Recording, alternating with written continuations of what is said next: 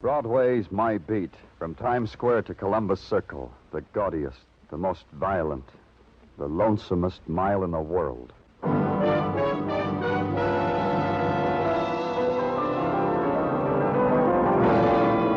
Broadway's My Beat, with Larry Thor as Detective Danny Clover.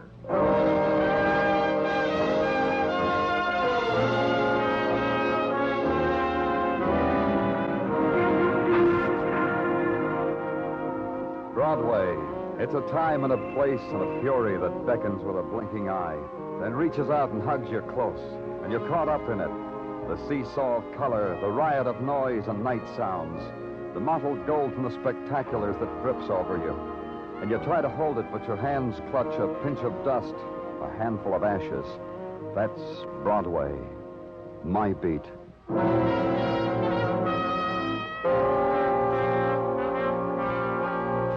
Scattered in the streets, there are cubes of silence, spotted so that the roar of the city rolls against them, ebbs.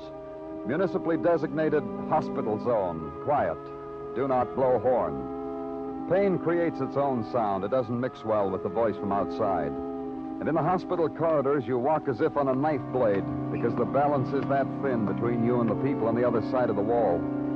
A man was waiting for me at the end of the corridor. Hello, Danny. Dr. Sinsky, I got your call, Doctor. You made good time. The hospital got in touch for me to get here, so I did likewise to you. Why? They'll be wheeling a girl down to the operating room in a few minutes. Her name is Francie Green. It's the name of a lifetime, Danny. Now... She dying? She might live, Danny. She was hit by an automobile. Someone hit her and ran away. Oh? This accident, this hit and run away, it was preconceived. This of trying to kill a 20-year-old girl with the name of Francie Green, this had a plan to it. I don't understand you, Doctor. Last Saturday morning, the same girl I treated in the emergency ward. A man with a handkerchief tied over his face tried to beat her to death. But she screamed and the man ran away. I gave her compresses and kind words. But her lips were trembling. I couldn't stop that.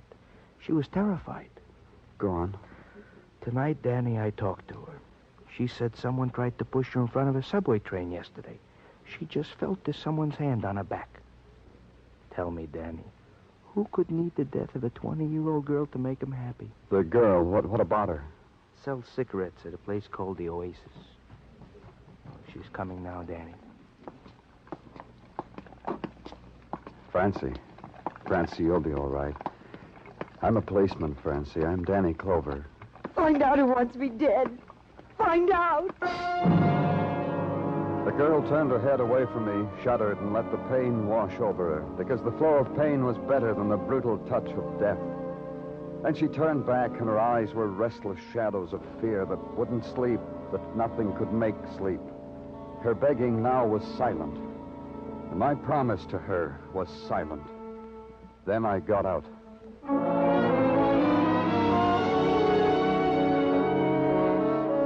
The Oasis was one of the caves on 52nd Street where the shriek of trumpets was chained to the walls, where loneliness was bartered for the lament of saxophones, where a voice was close to your ear because you wouldn't have heard it otherwise. All alone, kid? Yeah, Did you pick this hole, or did it just come on you like something you've been dreaming? I picked it. I'm from the police. Yeah? Don't apologize, kid. We've had your type before. What kind of police? New York, Elmira, secret?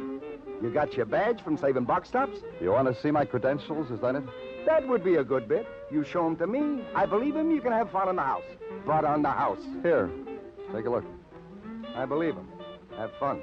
You said on the house. You can say that? Henry Miller, proprietor, master of ceremonies, caller of the dance. Time magazine says of me, and I quote, colorful owner of perhaps the worst nightclub in America, but without doubt the best time in the world. What do they say about Francie Green? The cigarette girl? They didn't get around to her. You got a bit with Francie? I asked because most of the time I'm like a father to her. Then you know she's in the hospital. The doctor says she might die. But you'd know that, being like a father. All right. I'll split hairs with you. When she stopped showing up for work regularly, I stopped being fatherly. I became the irate employer. What made you like that? France's excuses. She was beaten up. A subway train chased her. These are excuses to a colorful, cultured employer? You didn't believe it? Why? I'll tell you. The lazy girls that work for me dream up such bids to get out of slavery you wouldn't believe it.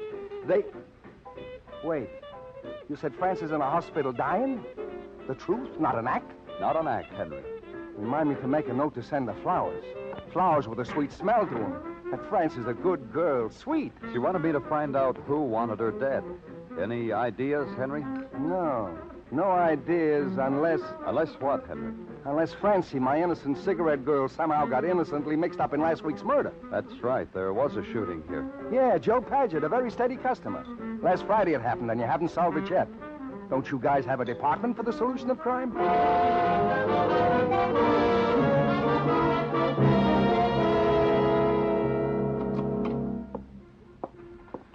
Good morning to you, Danny. May your day be merry and bright. What's the matter with you, Tartaglia? Oh, lack of sleep, Danny. The pink eye were over last night. The who were? The pink eye, Mr. and Mrs. Pincus. Plural, pink eye. Latin. Well, and the pink eye kept you up late. Making canasta after canasta. Salt to the wound. As Father Salvatore said, it's the luck of the pinkorum. Tartaglia. Father Salvatore said that and demanded a new deck. Laughingly. Tartaglia. Oh, yeah, Danny. Did you get that memo I left you? Yeah, I got it, Danny. The girl, Francie Green, the operation, this way and that way. Dr. Sinsky doesn't know yet. Go on. The solution of the murder of Joe Padgett, who was found shot to death in the men's powder room at the Oasis nightclub last Friday night, to wit. Solution of crime is being undertaken by Detective Muggerman. Yeah, I know. What progress? Progress? To wit. Joe Padgett was a bricklayer by profession with a wife by marriage. Good union man, home lover, 100% substantial. It is his wife who concerns us at the moment. She concerns us? How? Well, she had a perfect alibi. The night of the shooting, she was playing hostess to a sewing bee on her block. But there's something strange. Yeah, you did that good. Now tell me what's strange. At the time Muggerman questioned her, Danny, the next morning, there was a guy there who held her hand and wiped away her tears. What guy? A guy who the police also questioned, a guy named Ray Fennell. Ray Fennell. Now it's Ray Fennell who concerns us at the moment. As indeed it did. This Fennell, when interviewed, said he was a projectionist. Is onto the screen at the Outpost Theater. This checked. Alibi? You should have such a strong alibi. At the time of the murder, Ray Fennell was in jail. The alibi of Ray Fennell was something I had to find out for myself because of the promise I'd made to the girl, Francie. Because I had to find out for myself.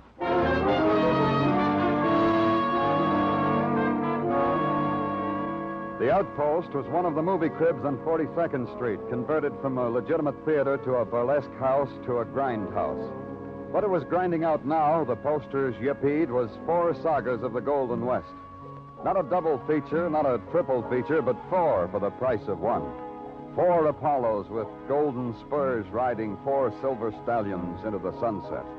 And a snack bar just inside the lobby. Even the ticket taker was bow-legged. He looked at my badge, digested it, shifted the wad of bubble gum in his mouth, inclined his head to a stairway. It was very hop-along, the whole thing. The door on the projection booth said, "Keep out." I didn't pay it no mind. You can read, mister. The sign says keep out. Somewhere they must have taught you how to read 2 little words like that. You, Ray Fennell, projectionist? The way you said that, you could be a dues collector. But you don't look like a dues collector, more like a cop. You, Ray Fennell? Yeah, I am he. Wait till I turn off the speaker. I'll tell you about Ray Fennell, mister. Up here in the projection booth, he is king. He pushes a button, magic pictures appear on the screen. The clients down there, they might not understand why a cop loused up their magic. Unless the cop states his business. They tell me you were in jail last Friday night, Ray. Why? I got a bet at why. Why don't you goons leave me alone? All week you've been dirtying up my days and my nights. Why did they put you in jail, Ray? It don't register. Insults don't register on you guys, huh? It's on the book, mister. Ray Fennell, drunk and disorderly. I get 1 lousy night off a week, the clients put me in the drunk tank. All you clients make me sick. A man was murdered last Friday night, Ray. Do tell. They tell me you know his wife. Do tell. It's your turn. I'll tell you like I told the others. Yeah, I know his wife. Mrs. Padgett and me, very friendly. I know her for a long time. Even before Mr. Padgett, the cold and dead Mr. Padgett. And you've been consoling her for his death. Much better than a consolation prize. Ask Mrs. Padgett. You could almost say she's happy her husband's dead. And you? How about you, Ray? What's good enough for Mrs. Padgett's good enough for me. Oh, now look what you made me do. I don't pay no attention. The film breaks. You won't mind if I take myself away from you to fix this? Yeah, I mind, Ray. Leave it alone. You'll square this dereliction of duty with the management, with the union, with the clients. The clients get restless. Hey, listen to them. They'll understand. All of us clients understand things like that. But some things we don't. You don't say. Like what? Like about a girl named Francie Green. You know her, too, Ray? Never heard the name. Never laid eyes on her. You're building something, aren't you, mister? Yeah, we want to know why somebody wants her dead. It's easy, mister. Everybody wants somebody else dead. Take my good friend, Mrs. Paget, for instance. And you, for instance. Let's go, Ray. Are you crazy? I can't leave this booth. Yes, you can. Call your relief or whatever you have to do. Then let's go. Why? Why? You goons got nothing on me. I've been over it 1,000 times. I got the alibi. It's all down in your little dime store notebooks. Don't get excited, Ray. Now you've heard the name Francie Green, all I want you to do is look at her. And I want her to look at you.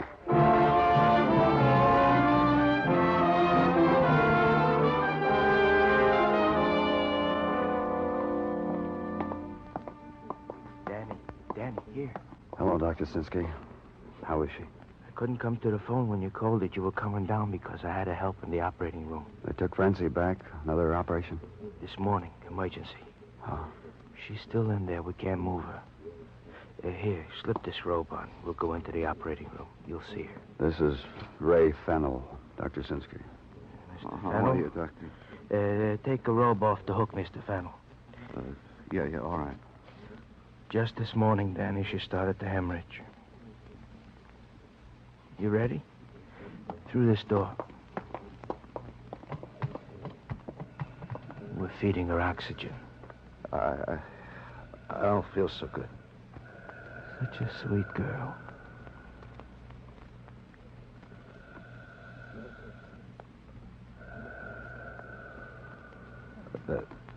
No good at all.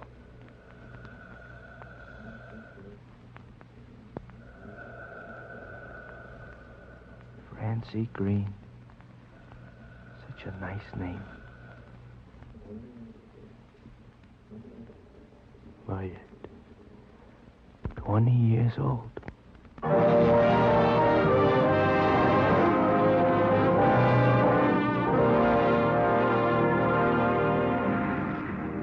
Of all the shrill, insistent voices on Broadway, the voice of death is sometimes the hardest to hear. But it's there, and finally it will be heard, as Broadway heard the whisper of the dying of Francie Green. To Broadway, the fact that Francie had been a cigarette girl in a nightclub gave her shroud some glamour. But the fact that her dying was the final sum of the brutal violence committed upon her, Broadway shrugged off. A girl like that, they said, what can you expect? At headquarters, we felt differently about the dying of Francie Green. Sergeant Gino Tartaglia, he felt different about it, too. Danny, it frightens me. Sometimes I wake up in the middle of the night and it frightens me. What does, Tartaglia? Everything. This job, this metropolis, we call a metropolis. This young girl, Francie, who shouldn't have died, but died anyway. Tartaglia. Wait. Let me finish, Danny. Let me spill it out. Otherwise, I'll be ripe to fall into the clutches of a psychoanalyst or some other professional man. Even my domestic relations with Mrs. Tartaglia have become strained. Oh? Yeah, Danny. I screamed at her last night. I raised my voice to Mrs. Tartaglia in front of the Tartaglia children. All she was doing was hoovering around me. Hoovering? Yeah, with a hoover. She was performing a necessary domestic duty like vacuuming the Tartaglia rug, and I scream at her. Just because I am so internally upset about this murder of Francie Green. Feel better now, Tartaglia? Is it all right to go ahead? Yeah, Danny. I've told you my feelings on the matter. So now let us proceed to the chores of the day. Anytime you're ready, Tartaglia. The alibi of Ray Fennell, the projectionist, has been checked and rechecked as per your command. The records show he was veritably in the drunk tank the night of the murder of the bricklayer Joe Padgett, arrested by Patrolman Samish. Yeah, it doesn't get us anywhere, does it? That's not my department, Danny, to get us anywhere. I'm only a cog in this infernal machine we call living. There's a connection somewhere, Tartaglia. There has to be. Padgett was killed last Friday night. The attacks on Francie began right after that. Whatever you say, Danny. I also have here an item that might or might not be of interest to you. Oh? What is it? The body of an unidentified man was washed up in the East River last night. The consensus is that he was murdered. You want it? Now, give it to Detective Kenny. Anything else? Nothing, Danny, except I am filled with a great sorrow over the death Yeah, I know. It's all right with you if I leave now? Well, whatever you wish. Where you going? To call on Mrs. Joe Padgett. I want to know how she feels about all this. May your venture succeed in success, Danny. Leave me know how it comes out. I'll add it to the record. Oh, Danny.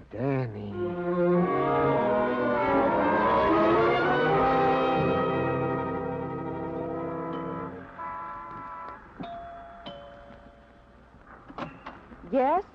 Oh, yes, a half a dozen hot cross buns and a cinnamon... You're Mrs. Padgett? Yes. What are you... I'm not selling anything. That bakery truck parked across the street. You're the man... I'm Danny Clover. I'm from the police. Oh, I see. Well, please come in. In the parlor. Please sit down. Thank you. Mrs. I haven't Padgett... dusted in here or anything since Joe died. Since my husband, Joe, had that accident. I think I'll move away from here. I'm sorry about your husband. Yeah, of course you are. I know you are. Everyone's so kind. The girls have been wonderful. The girls, my neighbors, baking me things and comforting. Such kindness. Tell me about Joe, Mrs. Padgett. I told about Joe 2 times, 3 times to a policeman. I want to cooperate, but I've told already. It takes time to tell. Dusting around the house, straightening up. A girl must take hold. Tragedy comes to everybody, and a girl can't let herself go. How did you and your husband get along? There was a difference. I read books, magazines of the better quality. Joe came home from laying bricks too tired to be friendly and husbandly. He didn't discuss. He ran out of talking about things a long time ago. Some of the other girls have the same trouble.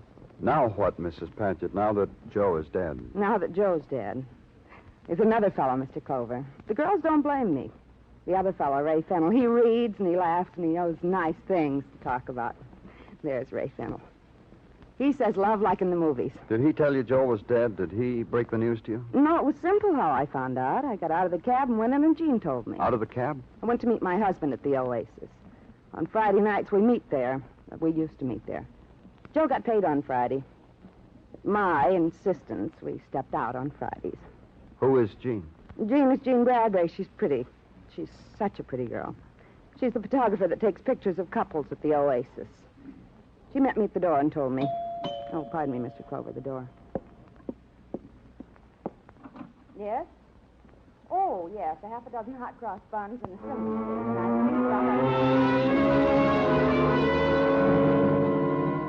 There was nothing after that. She offered me a slice of cinnamon cake, and I said no. I asked her whether there was anything else she could tell me. She said no, so I left. Left to the idea that Mrs. Padgett was one of the girls, one of the million housewives. And because I'm a policeman, the idea was clouded with the fact that there are files on housewives who have committed murder. Mrs. Padgett had told me a story. It was a story that needed checking. I called headquarters for information on Jean Bradbury, photographer at the Oasis. They came up with her hotel address. I went there. I guess I disturbed her. Go away! Go away! Can't you understand? Get away from here. Go away. I've got to talk to you. Go away, go away, go away. I'm from the police, Miss Bradbury. You want to talk out here? How do you say no to a police? How do you tell a cop you don't want to talk to him? Sometimes, like now, you can't. What about it, here or inside? Come in. I don't know a thing. Come about the murder of Joe Padgett, huh? I don't know a thing. You get up pretty late, else you'd know. Else you'd read the papers and know. Francie Green is dead. Dead? Murdered, Miss Bradbury. Francie Green was murdered. She sold cigarettes at the Oasis while you took pictures. You passed her 100 times a night. Now she's been murdered. Dead. Francie? What do you know about her dying? What's the matter with you? Being a cop, does it kill you inside? Look at me, I'm trying to scream. I can't do it because you embarrass me. I'm a cop, Miss Bradbury. Sometimes I've got a mentality that doesn't go beyond motives for murder. And why, after one murder was done, another one follows it. Listen to me. Something happened last Friday night. Joe Padgett was killed. He was killed. Then later, a week later, a kid named Francie Green was run down and killed. What's the connection, Miss Bradbury? How do I know? I take pictures, a commission job, and run fast. How do I know anything? What happened Friday night? Why was Francie killed? Because Joe Padgett was killed. Help me, Miss Bradbury. I don't know a thing. I took pictures all night, Mr. All night. What are you thinking about? All night except for 10 minutes. Francie relieved me. She relieved you. How? I broke the heel on my shoe. I went to the dressing room to fix it. I gave Francie the camera. A guy was hollering to have his picture taken. Francie knew how to take a picture. Go on. Well, nothing else. She took one picture. She brought it to me to develop. She handed me the camera and said, Gene, there's such characters in this place. She said that for any special reason? After she took the picture, some character came up and offered her $50 for the negative. The man she took the picture of? No, some character, I said. Francie brushed him. She gave me the film. I developed it, gave it to the customer. He liked it so well, he bought the negative, too. The customer, you know him? Sure, he's in every Friday night. Little guy with a candy store on Grand Street. Comes in every Friday night for a ball. Has his picture taken. He pays by check. Signs it Menasha N.M.I. Meston. On Grand Street, huh? Thanks. With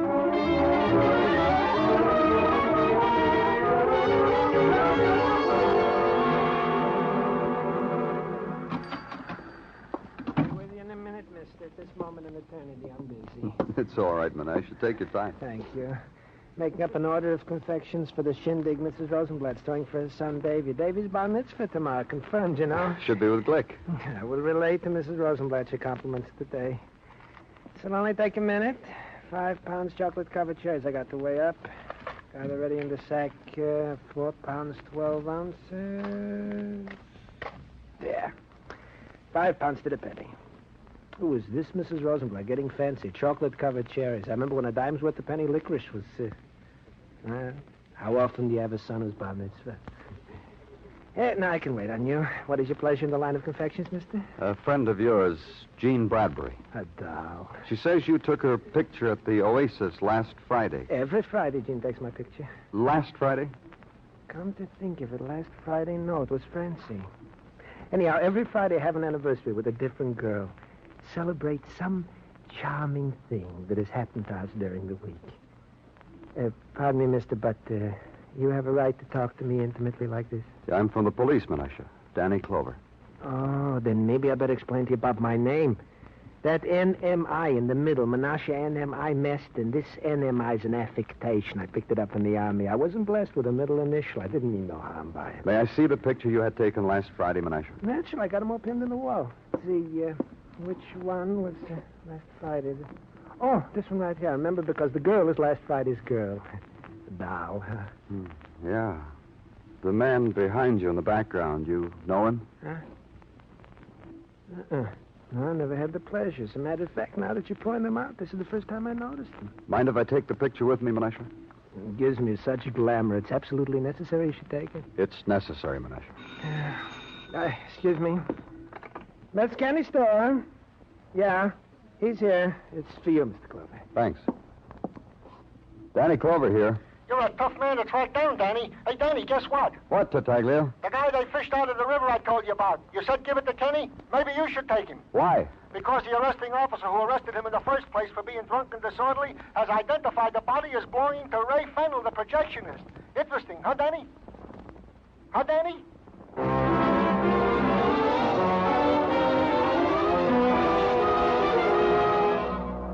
It was interesting. Interesting enough to make me go back to headquarters to look at the broken body that the river had washed back. The body that had been identified as Ray Fennell. And then it all fell into place. And that meant going back to a movie grindhouse called The Outpost and to a projection booth. I don't even have to turn around to know who it is. I got a feeling up my back the minute you opened the door. Turn around anyway, Ray. Yeah. I hear you've been calling on Mrs. Padgett. Rake's a nice girl for a man, huh? I called at the morgue, too, Ray. There's a man there with a tag around his toe. The tag says it's Ray Fennell. But the tag's wrong, isn't it? Yeah? But then maybe only you and me know that.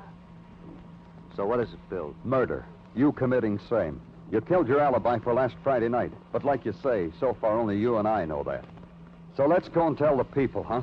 Oh, you got corny dialogue for a policeman. Here, I'll prove it to you. I'll flick the switch and prove it to you. Everett, Kansas, there's no call on you to do this for me. Well, there is, ma'am. Cause it's my duty to get the varmints who killed your father. Rustled your cattle. Who's cornier? You or the cowboy? I give you a choice. The man in the morgue, Ray. The same one you hired to get drunk and disorderly enough to be put in jail. Your build, your identification, enough to establish you positively among 100 weekend drunks. You're more fascinating than moving pictures. Go on. Why would I do that? You have created a certain suspense in me. For an alibi, police proven. Your alibi for the time you needed to murder Ray Padgett because he stood in the way of Mrs. Padgett. That's very funny. Shut up, Ray. I'm not through. Then you had to murder Francie because she took a picture that you were in.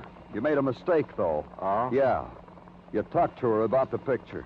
You tried to buy the negative from her. That way you registered on Francie. You couldn't afford that because you were supposed to have been in jail. So you had to kill her. I had to do that, huh? Sure. You should have let it alone, Ray. Who cares about a picture taken in a nightclub? Let's go. It's not going to be that easy. Ray Fennell is not going to let it be that easy for you. Don't be a fool. Kill you and run. What if they caught me? A little more time left for living. Give me that gun. A little more time. Give it to me. Hey, here, Kansas. Drop it. It's no use, Ray. Drop it. Hey, ma'am. Got to be a ride. You're breaking me. Yeah.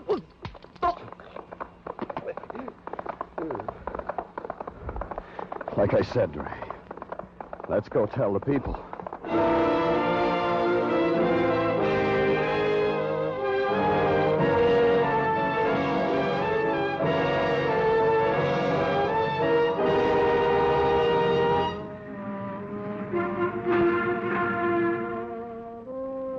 In its midnight fury, Broadway is a mirage, a fragment peopled with phantoms who might be men or women.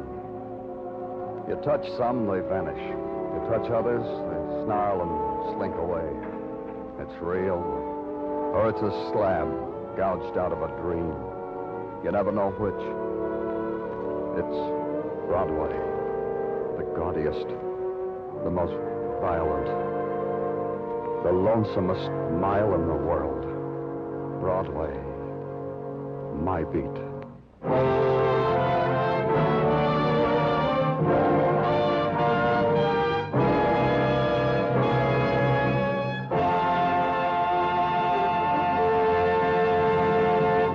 Broadway's My Beat stars Larry Thor as Detective Danny Clover with Charles Calvert as Tartaglia. The program was produced and directed by Elliott Lewis. The musical score was composed and conducted by Alexander Courage. The cast tonight included Kay Stewart, Virginia Gregg, Joe Forte, Hy Averback, David Ellis, and Jack Crucian.